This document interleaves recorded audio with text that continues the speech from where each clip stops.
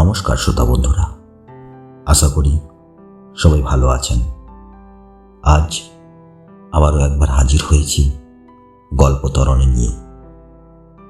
আজ তরণীবেই আপনাদেরকে শোনাব এক স্বপ্নের অপমৃত্যুর কাহিনী।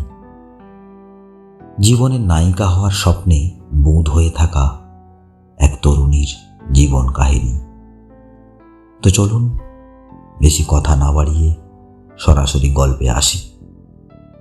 আজকের গল্প আইটেম ডান্সার, রচনা সুচন্দ্রা চক্রবর্তী, উপস্থাপনায় গল্প তরণী। দুটো আইটেম সঙ্গে নেচেই নিজেকে হিরোইন ভেবে ফেলেছ নাকি তুমি?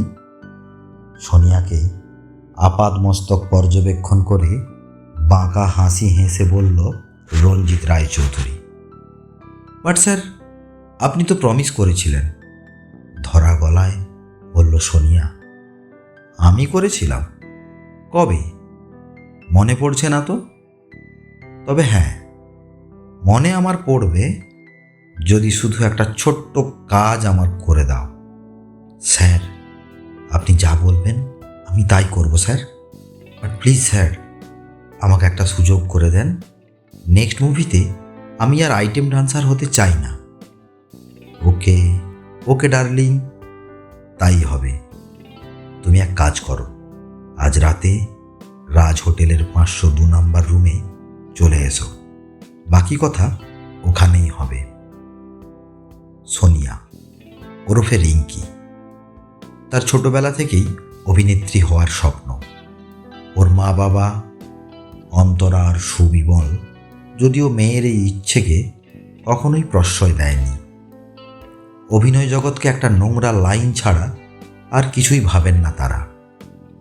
তবে রিঙ্কির একটা ইচ্ছেতে অবশ্য মা বাবা কোনো দিন বাধা দেয়নি, সেটা হলো নাচ। একটা মফস্বল শহরে বাস করে রিঙ্কিরা। সেখানকারই নামি একটা নাচের স্কুলে তারা ভর্তি করে দিয়েছিল মেয়েকে।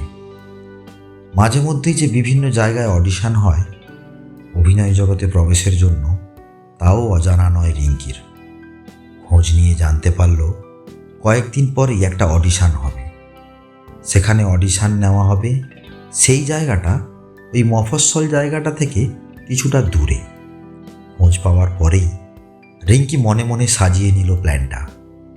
আগামী সোমবার সকাল 11টা থেকে অডিশন শুরু। স্কুল যাওয়ার নাম করে ও যাবে অডিশন দিতে। রিঙ্কি পড়ে ক্লাস 11-এ। পড়াশোনার প্রতি মনোযোগ ওর কোনো কালেই ছিল না। অভিনয় জগতে পা রাখার জন্য এমনিতেও ডিগ্রির বিশেষ একটা প্রয়োজন পড়ে না।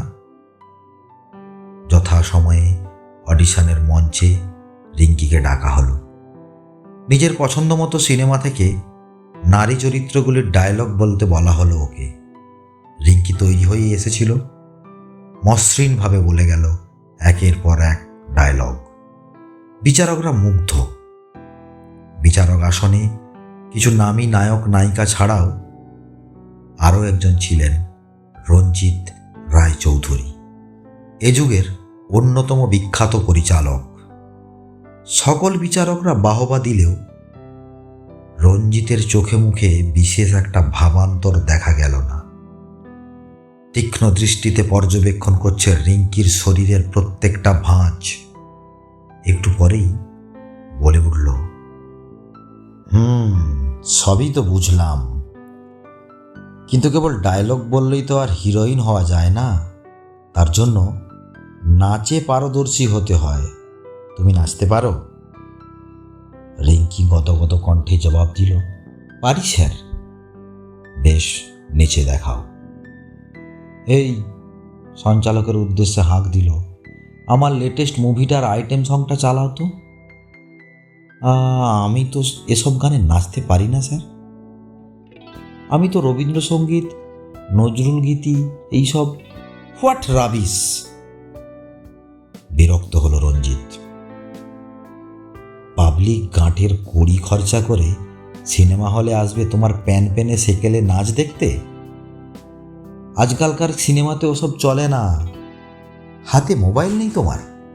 দেখতে পাও না সোশ্যাল মিডিয়ায় কোন ধরনের নাচ ভাইরাল হয়? দেখেছি স্যার, মাথা নামিয়ে জবাব দিল রিঙ্কি। হ্যাঁ, ওই সব নাচ টাচ শেখো। তোমার বয়স এত কম, এমন হট ফিগার, কেন বেকার ঠাকুমা দিদিমার মতো লাল পেড়ে সাদা শাড়ি পরে ওই রকম নাচ নাচবে? মডার্ন ডান্স শেখো, বুঝলে? বিশেষ করে বেলি ডান্স, ওটা এখন খুব চলছে। ওকে স্যার, ইচ্ছা থাকলেও তোমাকে আমরা সুযোগ দিতে পারছি না। তোমার মধ্যে হিরোইন হওয়ার সমস্ত কোয়ালিটি আছে, শুধু নাচটা ঠিকঠাক শেখো। হতাশ রিঙ্কি মুখ কালো করে রইল। আর সেটা দেখে রঞ্জিত বলল, আহা, মন খারাপ করার কি আছে? সামনের বছরই আমাদের আর একটা অডিশন আছে। তার আগে নাচে একদম এক্সপার্ট হয়ে ওঠো, দেখবে কেউ তোমাকে আটকাতে পারবে না। কিন্তু এবারের মতো এসো। এরপর রিঙ্কি আধুনিক নাচ শেখানোর স্কুলের সন্ধান পেতে খুব বেশি বেগ পেতে হলো না। মা বাবার অজান্তে পুরনো নাচের স্কুল ছেড়ে দিয়ে নতুন স্কুলে ভর্তি হলো। মনে মনে শপথ নিল 1 বছরের মধ্যেই যেভাবেই হোক নিজেকে ডান্স এক্সপার্ট হিসেবে গড়ে তুলতেই হবে। বাড়িতে মা বাবার অলক্ষ্যে নাচের প্র্যাকটিস শুরু করলো। 1 বছর পর আবার অডিশন। এবার অডিশন মঞ্চে উঠল রিঙ্কি। কেউ কিন্তু এবার আর অরাজি হলো না। রঞ্জিত মনে মনে খুশি হলো এবং বলে উঠল, আমার নেক্সট মুভিতে তোমার হিরোইনের রোল কনফার্ম। রিঙ্কির খুশি দেখে কে? উৎসাহিত হয়ে প্রশ্ন করল, শুটিং কবে শুরু স্যার? এই তো সামনের মাসেই কলকাতায় শুটিং হবে, কিন্তু ওখানে থাকার ব্যবস্থা করে নিতে পারবে তো তুমি? রিঙ্কির এক পিস্তুত দিদির বিয়ে হয়েছে কলকাতায়। ওদের সাথে রিঙ্কির খুব ভালো সম্পর্ক। দিদির মুখটা মনে পড়তেই রিঙ্কি সানন্দে বলে উঠল, পারবো স্যার। ভেরি গুড, আমি তোমায় কল করে জানিয়ে দেব। Okay? Okay sir, thank you so much.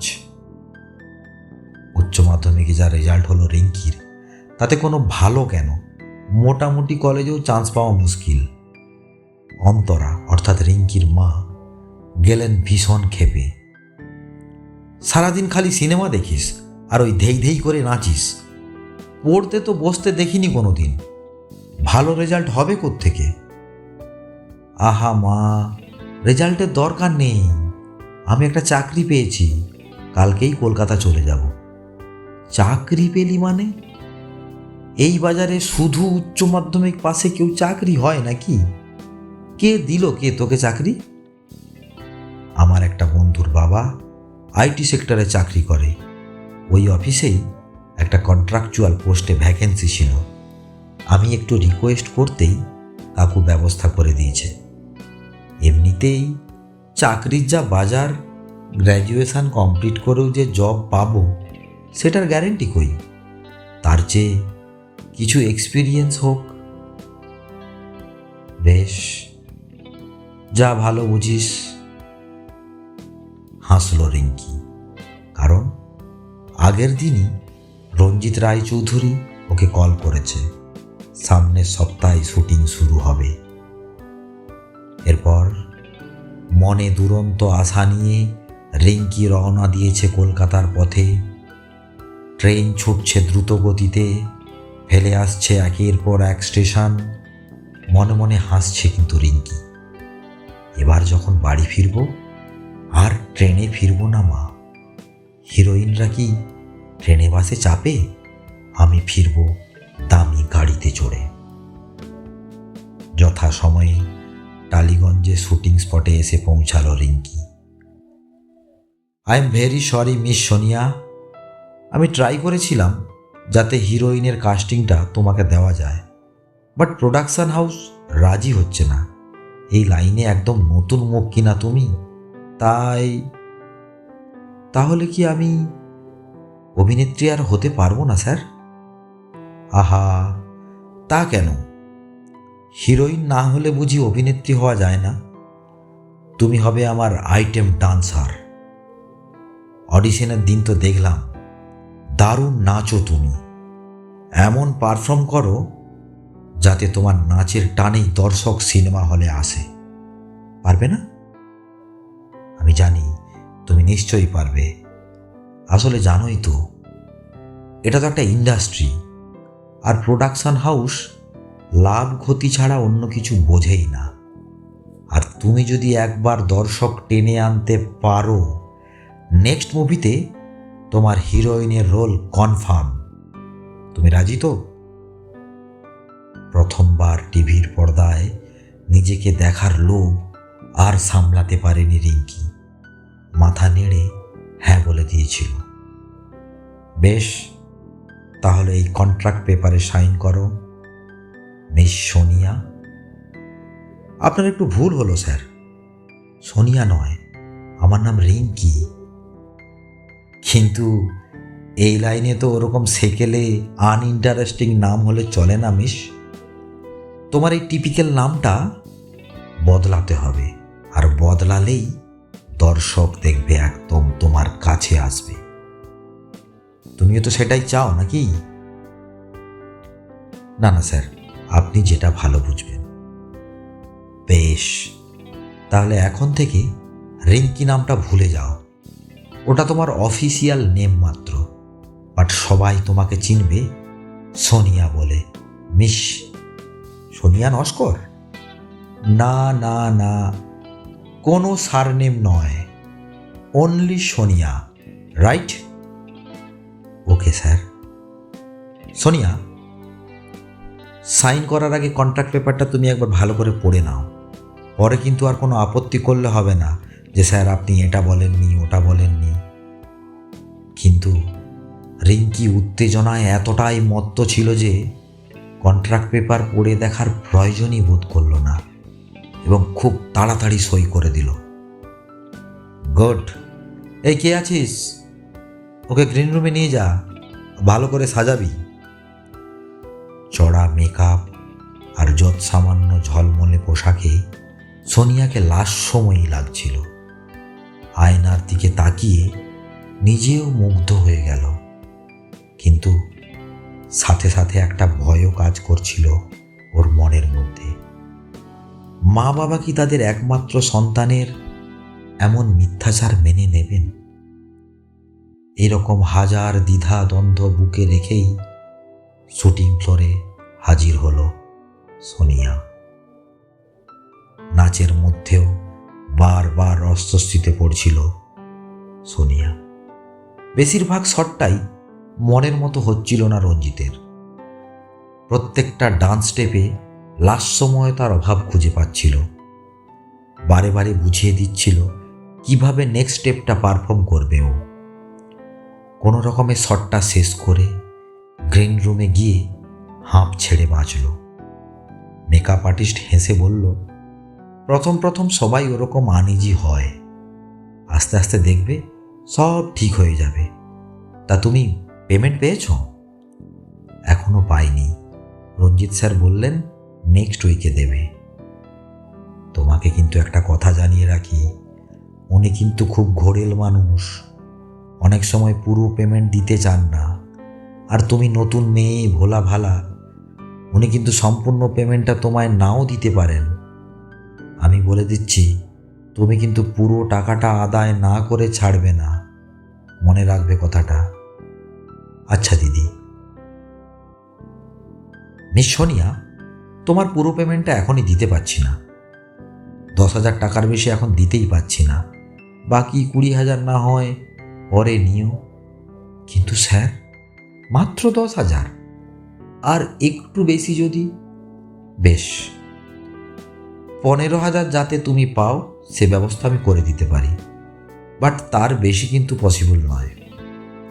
তবে ভেবো না তুমি ঠকে গেলে, বাকি 15 তুমি নেক্সট প্রজেক্টেই পেয়ে যাবে।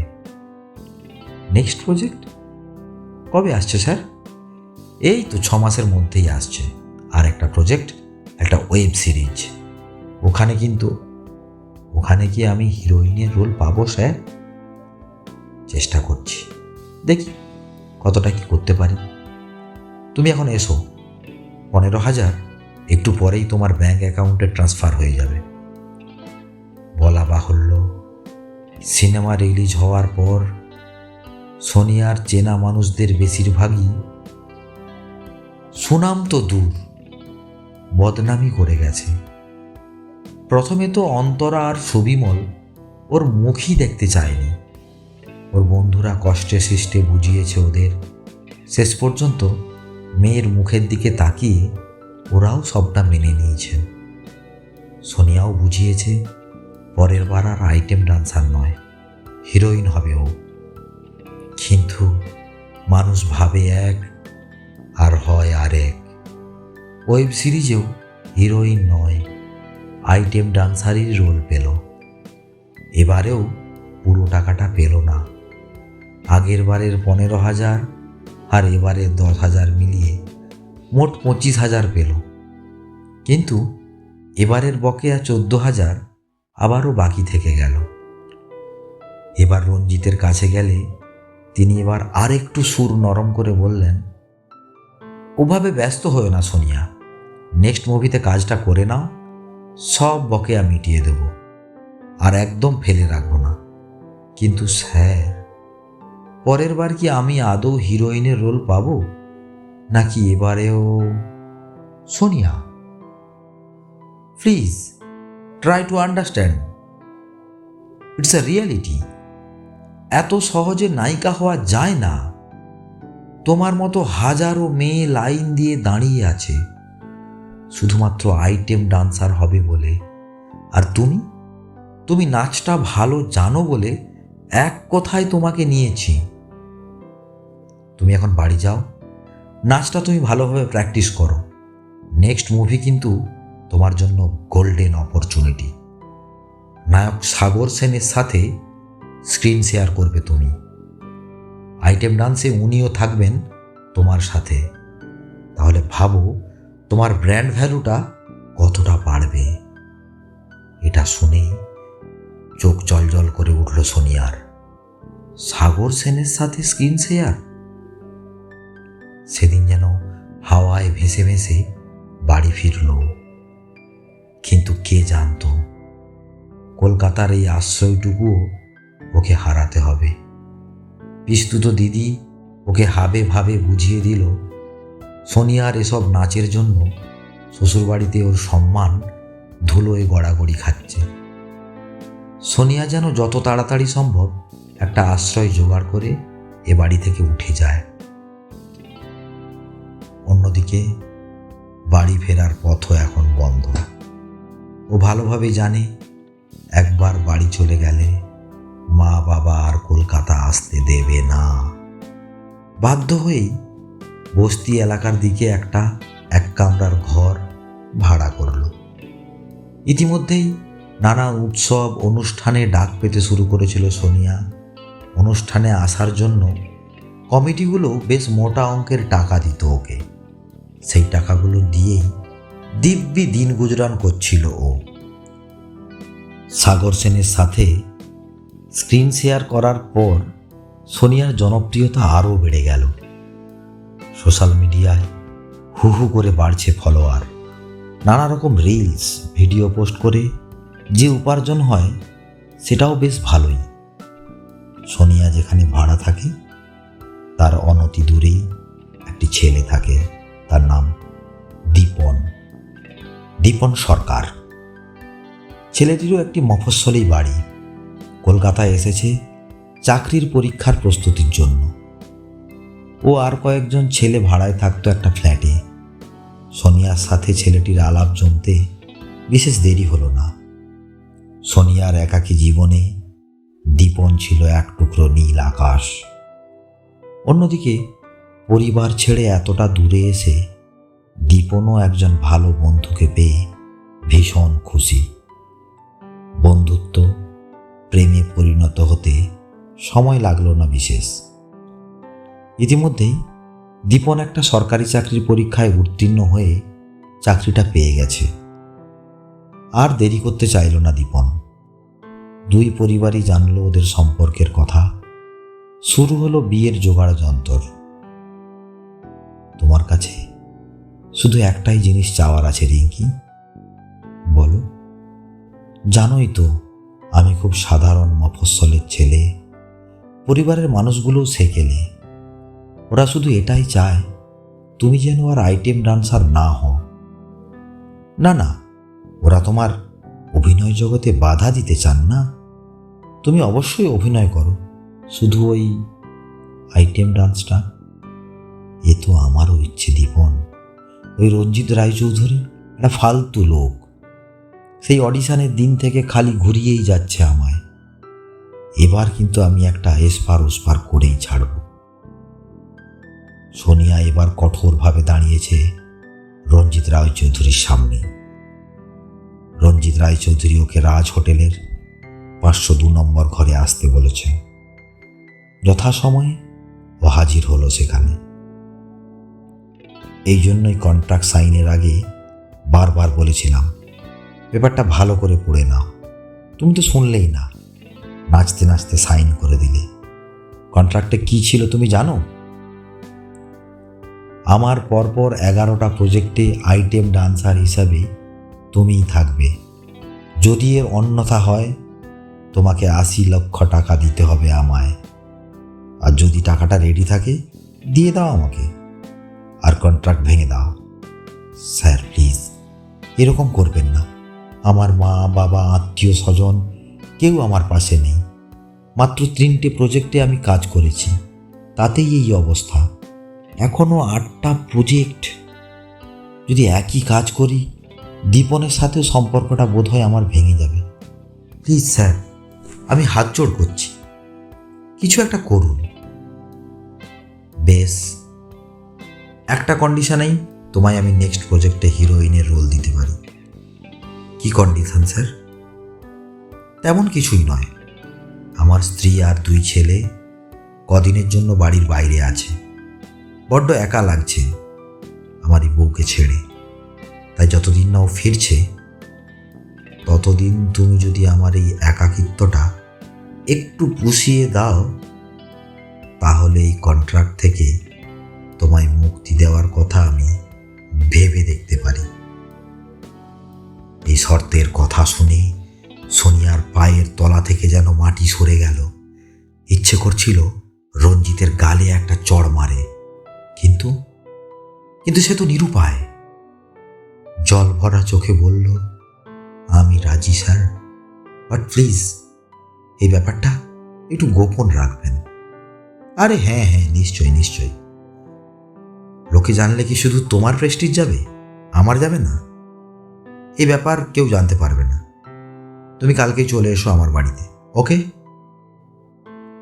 3 দিন রঞ্জিতের বাড়িতে কাটানোর পর বুকে অসম্ভব যন্ত্রণা আর নিজের প্রতি ঘৃণা নিয়ে ওই বাড়ি থেকে বেরিয়ে এসেছিল সোনিয়া, কিন্তু তাতে কোনো ফল হলো না। পরের প্রজেক্টে আবার সেই আইটেম ডান্সার। 7টা প্রজেক্টেই সোনিয়াকে আইটেম ডান্সারের রোল দেওয়া হলো। 80 লাখের ভয় দেখিয়ে ওকে রাজি হতে বাধ্য করেছে রঞ্জিত। আর ততদিনে সোনিয়ার বিয়েও হয়ে গেছে। ওর কীর্তিকলাপের জন্য ওর মা বাবার সাথে যাবতীয় সম্পর্ক চুকিয়ে দিয়েছে। শ্বশুরবাড়ির মানুষেরাও ছি ছি করছে। উঠতে বসতে দীপনের সাথেও সম্পর্কটা একদম তলানিতে। সব মিলিয়ে সোনিয়া ক্লান্ত, বিধ্বস্ত, অবসন্ন। লাস্ট প্রজেক্টেও যখন সোনিয়া দেখল ওকে আইটেম ডান্সারের রোলই দেওয়া হয়েছে, ও কিন্তু আর চুপ থাকতে পারল না। রঞ্জিতের সাথে ঝগড়া করে বেরিয়ে এলো শুটিং ফ্লোর থেকে। 80 লাখের ভয় দেখিয়েও ওকে আর আটকানো গেল না। ও জোর গলায় রঞ্জিতকে বলল, আপনার টাকা আমি আর দীপন দুজনে মিলে অবশ্যই শোধ করে দেব, কিন্তু আমি আর এই আপনার পাতা ফাঁদে কোনো দিনও পা দেব না। সেদিন সব বাধা থেকে মুক্ত সোনিয়া ঠিক যেন খাঁচা ছাড়া পাখির মতো উড়তে উড়তে বাড়ি ফিরল। ও ফিরেই দেখে দীপন একটা চেয়ারে বসে আছে। আনন্দে সোনিয়া ওকে জড়িয়ে ধরতে গেল, কিন্তু দীপন এক ঝটকায় নিজেকে ওর থেকে দূরে সরিয়ে নিল। চমকে গেল সোনিয়া। আমার থেকে দূরে থাকো রিঙ্কি। কি হয়েছে তোমার? দীপন কিছু না বলে একটা ভিডিও দেখালো ওকে, একটা ভাইরাল হওয়া ভিডিও। সঠিক নামধাম না থাকা একটা প্রোফাইল থেকে পোস্ট করা হয়েছে। সোনিয়া আর রঞ্জিতের অন্তরঙ্গ মুহূর্তের ভিডিও। ভিডিওতে সোনিয়ার মুখ দেখা গেল, রঞ্জিতের মুখ দেখা যাচ্ছে না একদমই। দেখেই মাথাটা যেন টলে উঠল সোনিয়ার। ও স্বপ্নেও কল্পনা করতে পারেনি যে রঞ্জিত এভাবে ভিডিও করবে।